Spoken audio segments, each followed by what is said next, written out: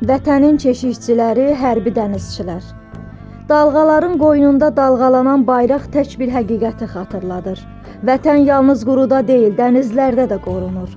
Hərbi dənizçilər səssiz qəhrəmanlardır. Onların döyüş meydanı sonsuz üfüqlər, silahdaşları isə külək və dalğalardır. Gecənin qaranlığında gəmi göyərtəsində keşik çəkən əsgər bilir ki, onun ayıq baxışları xalqın rahat yuxusudur.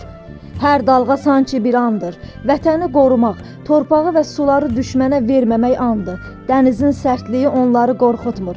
Çünki ürəklərində vətən sevgisi fırtınalardan daha güclüdür.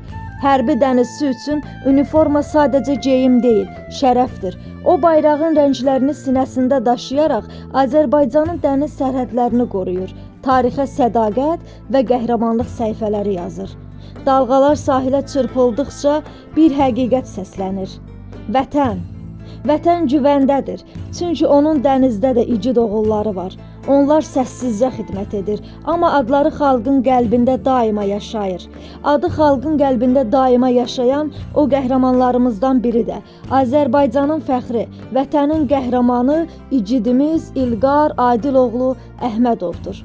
1978-ci ilin aprelin 6-sında Bakı şəhərin Binəqədi rayonunda Məmməd Əmin Rəsulzadə qəsəbəsində dünyaya göz açır. Əslən Qubadlı rayonunun Çaytumaz kəndindən olan İlqar uşaqlıqdan mərdliyi, zəhmətkeşliyi və yüksək mənəviyyatı ilə seçilirdi. 1985-1995-ci illərdə Nəbi Fərədzadə adına 100 nömrəli məktəbdə təhsil aldı. Sonra Qafur Məmmədov adına dənizçilik məktəbini elektromexanika fakültəsinə qəbul olundu. O yalnız savadlı tələbə deyildi, idmançı idi, bir neçə dil bilirdi, eyni zamanda cancüdən kursu keçərək özünü daha da təkmilləşdirmişdi. Amma vətən sevgisi onun üçün hər şeydən üstün idi. Təhsilini yarımçıq qoyaraq hərbi xidmətə yollandı. Tərtər rayonundakı en saylı hərbi hissədə xidmət edən İlqar qısa zamanda nümunəvi əsgərə çevrildi.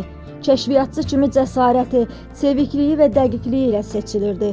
Komandirlərinin tapşırıqlarını qüsursuz yerinə yetirirdi. O təkcə döyüşçü deyildi, həm də hər kəsin sevimlisi idi. 26 yanvar 2000-ci ildə verilmiş döyüş tapşırığını yerinə yetirərkən erməni minasına düşərək qəhrəmancasına şəhid oldu. Bu gün İlqarın arzuları yarımçıq qalsa da, uğrunda can verdiyi Qarabağ azaddır. Onun ruhu şaddır. Adı isə vətən tarixində əbədi yaşayır. Ruhun şad olsun, igid oğul.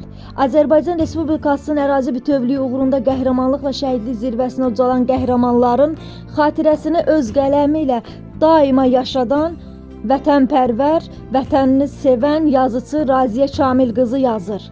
Kəşfiyyatçı idi. Kəşfiyyatçı igid idi. Tərtərdə iz salan idi. Minaya düşdü qəhrəman, şəhid oldu, vətən dedi. Səssiz gecə yol gedirdi, ürəyində yurt dərdi idi, canım verdi torpaq üçün, adın əbədi yaşadı.